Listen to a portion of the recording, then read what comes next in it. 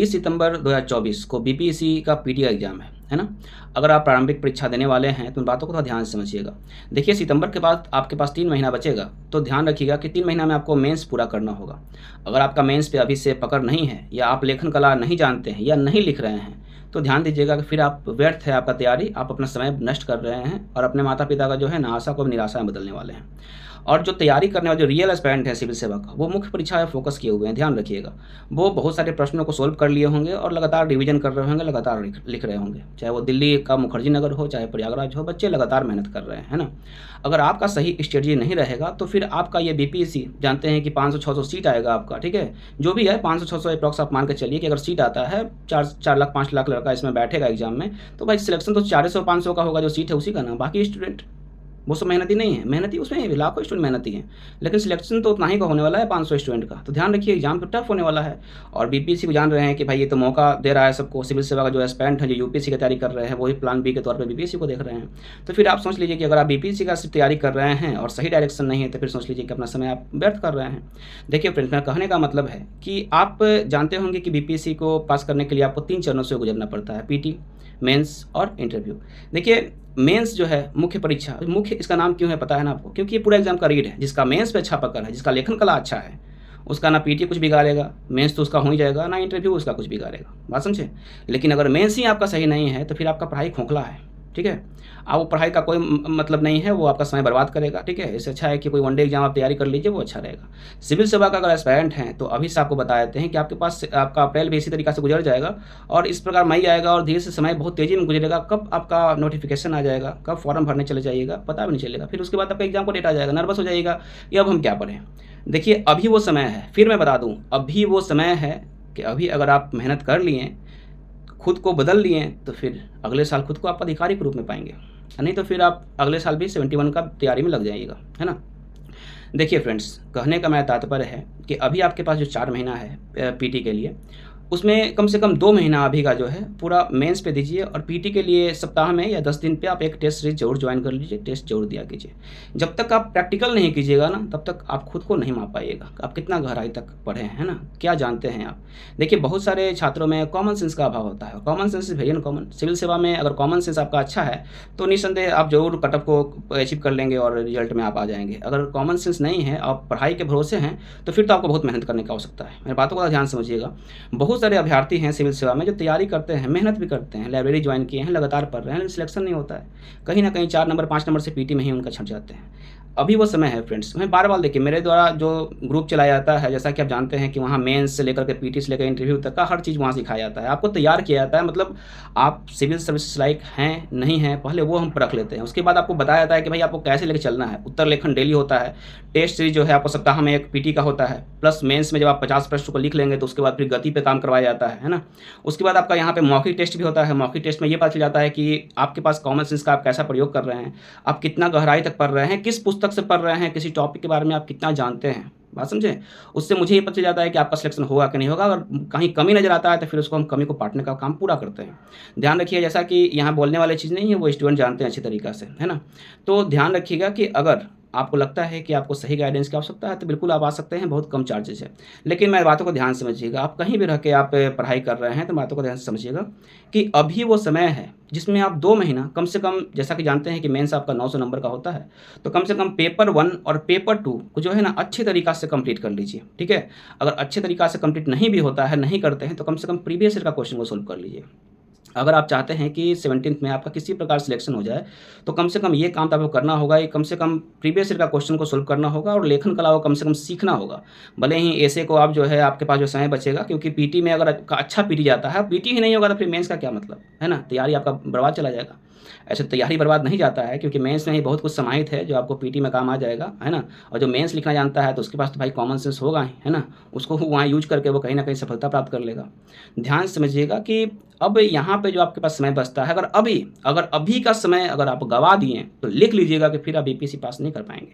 Notification आपका आएगा, समय गुजर जाएगा, पता नहीं चलेगा। करंट अफेयर के लिए भाग-दौड़ कीजिएगा, इधर आप क्वेश्चन को खोजिएगा, टेस्ट सीरीज के लिए 4-5 हड़बड़ में दीजिएगा, उससे सिलेक्शन नहीं होता है। वो बच्चे जो लगातार मेहनत कर रहे हैं निरंतर, क्या वो बेवकूफ़ है? सफलता किसको मिलेगा? जो निरंतर अभ्यास कर रहा है।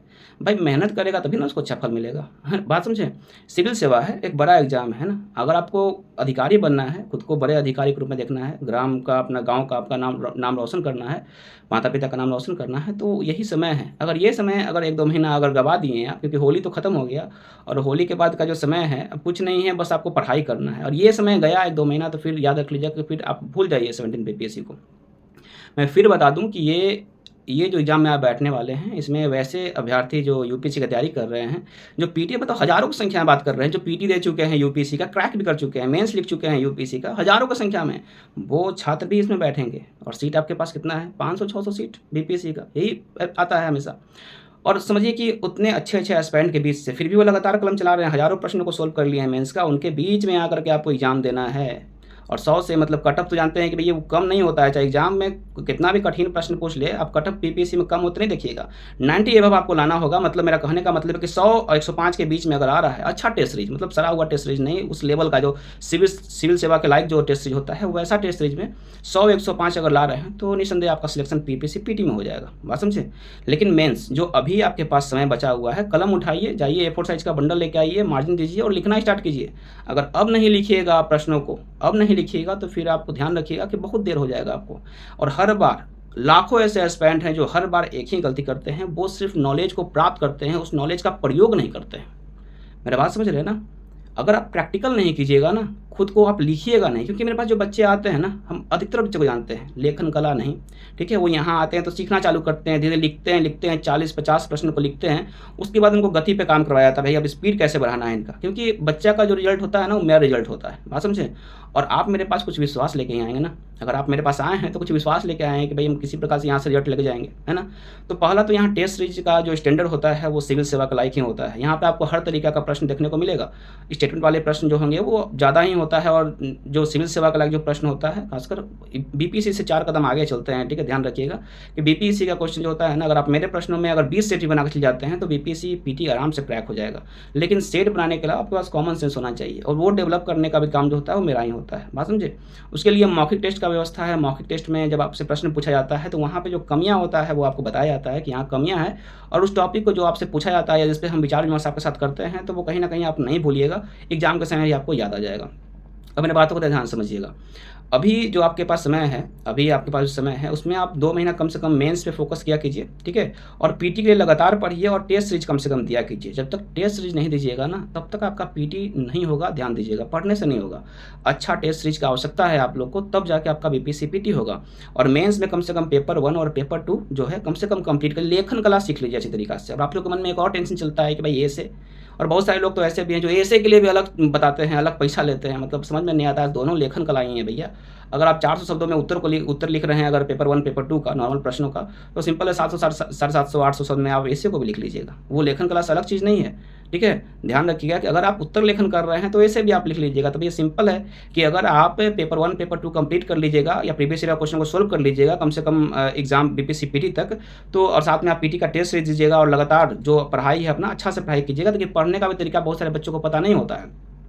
पुराने तरीका से पुराने बुक को जो आजकल आप देखते हैं सिंगल बुक खरीदता है बच्चा, उससे पढ़ता है और उससे क्या कर सोचता है कि हम एग्जाम क्रैक कर लेंगे सिविल सेवा का। देखिए ये सब भ्रामक है और सब आपको भ्रम में डाल देगा, ठीक है? बच्चे अच्छे पुस्तक से पढ़ रहे हैं, कुछ समझ में नहीं आता है, अच्छा पुस्तक मार्केट में बहुत सारा है ना। इतिहास के लिए आप स्पेक्ट्रम का पुस्तक ले सकते हैं, इकोनॉमिक्स के लिए दृष्टि बहुत अच्छा बुक लाता है ना, अपडेटेड बुक लाता है, उसको आप रख सकते हैं। बिहार स्पेशल का समझ में नहीं आ रहा है तो दृष्टि का जो बिहार अवलोकन आता है वो आप ले सकते हैं। तो इस प्रकार से जो पुस्तक है उसको आप ले सकते हैं अच्छी तरीका से। ज्योग्राफी का भी दृष्टि का अच्छा पुस्तक आता है ना, वो आप ले सकते हैं। देखिए प्रैक्टिस, पढ़ने के साथ साथ प्रैक्टिस बहुत ही नेसेसरी है। जो भी बच्चे सफल हुए हैं आप ध्यान से सुन लीजिए कि वो बहुत ज़्यादा प्रैक्टिस करके ही वहाँ पहुँचते हैं। और लगातार जब हम क्यों बोल रहे हैं कि आप मेरा 20 सेट बना करके जाइएगा तो एग्जाम निकल जाएगा, क्योंकि अगर 20 सेट बनाते हैं तो सिंपल है कि शुरू में आपका नंबर कम आएगा, लेकिन धीरे धीरे हम खुद आपको बताएंगे कि भाई नंबर को इंक्रीज कैसे करते हैं, है ना? कट ऑफ से ऊपर आप कैसे आएंगे ये आपको बताना बहुत जरूरी हम समझते हैं, क्योंकि बच्चे 4-5 नंबर से फेल हो जाते हैं ना तो बड़ा दुख होता है ना? तो ध्यान रखिएगा कि ये काम जो है वो हम पे आप लोग छोड़ दीजिए। लेकिन हाँ ध्यान दीजिएगा कि अगर आप मेहनती हैं और चाहते हैं कि इस बार बीपीएससी को किसी भी हाल में क्रैक कर लें, तो निस्संदेह आप मेरे पास आ सकते हैं। ध्यान दीजिएगा कि यहाँ पे आपको वो विश्वास जरूर हो जाएगा कि आप भाई सफलता इस बार जरूर क्रैक कर रहे हैं। लेकिन हाँ, जब आप मेरे पास आते हैं, तो इस बात को आप ध्यान में रखेंगे कि आपको मेहनत तो करना पड़ेगा। कम से कम अगर आप जॉब कर रहे हैं या कुछ भी जॉब कर रहे हैं, तो कम से कम 6 घंटा, अगर जॉब नहीं कर रहे हैं, ठीक है, घर पे बैठे हुए हैं, तो कम से कम आपको 8 घंटा का पढ़ाई करना होगा। अभी से बता रहे हैं, 8 घंटा का पढ़ाई करना होगा।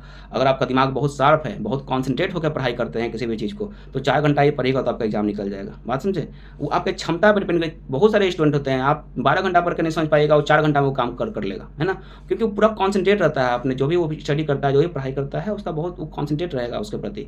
ध्यान रखिएगा कि जब भी आप पढ़ाई कर रहे हैं सिविल सेवा का, तो आपका अगर लाइब्रेरी में है तो अच्छी बात है, कोई दिक्कत नहीं, लाइब्रेरी में पढ़ाई कर सकते हैं। लेकिन घर में अगर अच्छा माहौल है, एक टेबल है आपके पास, कुछ बुक जो है आपके टेबल के बगल में रखिए, ठीक है? और एक टेबल पे बना के अपना उस पे अपना अच्छे से स्टैंडर्ड पढ़ाई करने का तरीका अच्छा होना चाहिए आपका। देखिए, बहुत सारे बच्चे हमसे पूछते हैं कि रूटीन क्या होना चाहिए सिविल सेवा के लिए। देखिए, हम बच्चों को रूटीन का बात कभी नहीं करते, रूटीन कभी पूरा नहीं होता है, ठीक है?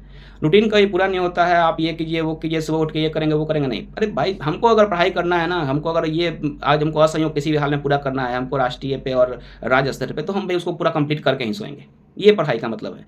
रूटीन नहीं बनाना, रूटीन मत बनाइएगा कि ये टाइम हो गया खाने का, ये हो गया दौड़ने का, ये हो गया पढ़ने का। रूटीन पूरा किसी का नहीं हुआ है, ध्यान रखिएगा। बाद में जो भी टॉपर हो, चाहे कोई भी हो, बिना रूटीन के ही पढ़ाई किया है, वो रूटीन को फाड़ के फेंक देता है। और शुरू-शुरू में बच्चा बहुत ज़्यादा एक्साइटेड रहता है सिविल सेवा के प्रति, तो रूटीन बनाता है, ये करता है, वो करता है। लेकिन जैसे सीरियस हो जाता है, समझ जाता है कि भैया अब तो हमको एग्ज़ाम निकालना ही पड़ेगा, दूसरा कोई चारा नहीं है, तब समझ जाता है कि रूटीन फाड़ो, आप पढ़ना स्टार्ट करो। सीरियस होना बहुत इंपॉर्टेंट है आप लोग को। और बहुत सारे एस्पिरेंट जो है ना, वो सीरियस नहीं होते हैं, ठीक है? और बाद में उनको याद रख लीजिएगा, बहुत घूमना पड़ता है। बहुत सारे एस्पिरेंट जो सिविल सेवा में तैयारी करते हैं, नॉर्मल ग्रेजुएट हैं, ठीक है? उनके पास कोई टेक्निकल डिग्री नहीं है, और टेक्निकल डिग्री नहीं है तो फिर सिंपल सा है, प्राइवेट जॉब जानते हैं कि किस तरह से शोषण करता है स्टूडेंट का, है ना? आपके पास नॉर्मल अगर आप कहीं जॉब करने जाइएगा, सेल्समैन का या कुछ भी, तो सोच लीजिए कितना कठिन उस समय आपको तपस्या करना पड़ेगा, है ना? इस गर्मी में, जो गर्मी आप देख रहे हैं पटना का वर्तमान में, वैसे गर्मी में आपको जब चलिएगा रोड पे ना, सेल्स का काम कीजिएगा ना, तो पैर का जो होता है ना, नीचे का चमड़ी खिसक जाएगा आपका, जूता में समा जाएगा, है ना? तो उस समय समझ में आएगा कि भैया हम उस समय क्यों नहीं कष्ट कर लिए, एक साल तो हमको कष्ट करना था, जब अधिकारी होते हैं, है ना, एसडीएम बने होते हैं। होता है ना, अब पछतात होत का जब चिड़िया चुग गई खेत, तो वही चीज़ है। अभी वो काम कर लीजिए, हम फिर बोल रहे हैं। बहुत कुछ हम देखे हैं, आज से नहीं 2015 से ही हम देख रहे हैं। आप लोग जैसा प्राइवेट जॉब भी हम करते थे, सब कुछ छोड़ करके, है ना? तो शिक्षा क्षेत्र में जुड़े हुए हैं, तो भाई हम पढ़ा रहे हैं। और जो, क्योंकि देखिए, हम किसी बच्चा को ना गलत डायरेक्शन कभी नहीं, जो सटीक है रणनीति, जिससे आप आराम से सफलता प्राप्त कर सकते हैं, ठीक है, हम वही बताएंगे। बात समझे? और देखिए, सिविल सेवा के लिए ऐसा कुछ नहीं है कि भाई कोई ऐसा चीज़ है कि बहुत आसान है भी है, डिफ़िकल्ट है, ठीक है? क्योंकि देखिए, हम शुरू में ही बोलते हैं कि जो बच्चे मेरे पास आते हैं, वो शुरू में ही समझ जाते हैं कि भाई सिविल सेवा उनके लायक है कि नहीं है, वो मेहनत कर सकते हैं कि नहीं कर सकते हैं, कहीं उनका समय बर्बाद तो नहीं होगा। मेरी बातों को समझिएगा। यहीं पे बच्चे यहाँ धोखा खाते हैं, बच्चे गलत डायरेक्शन में पढ़ाई करते हैं और अपना समय बर्बाद करते हैं। अपने माता-पिता जो एक विश्वास लेके बैठे हैं कि उनका बेटा अधिकारी बनेगा, उनका विश्वास को ही बाद में तोड़ देते हैं, ठीक है? तो अभी वो समय है, सुधर जाइए। और एग्ज़ाम निकालना है 17 बीपीएससी का, तो बस इस नंबर पे व्हाट्सएप आप कर सकते हैं। ध्यान रखिएगा कि यहाँ पे वैसे बच्चे जो मेहनती हैं, ध्यान रखिएगा, उनका रिजल्ट नहीं रुकेगा। लेकिन हाँ, अगर आप मेहनती नहीं रहिएगा, लिखने से बचिएगा, भागिएगा, प्रैक्टिस सेट के समय आप बहाना मारिएगा, पढ़ाई नहीं कीजिएगा कॉन्सन्ट्रेट होकर के, ठीक है? अपना कॉमन सेंस का यूज़ नहीं कीजिएगा प्रश्न को सॉल्व करते वक़्त, है ना? तो फिर ध्यान रखिएगा, फिर सिविल सेवा आपसे बहुत दूर निकल जाएगा। बात समझे? इसलिए अभी वो समय है, ध्यान दीजिए, अच्छे से पढ़िए, स्वस्थ रहिए। फिलहाल मैं चलता हूँ। जय हिंद।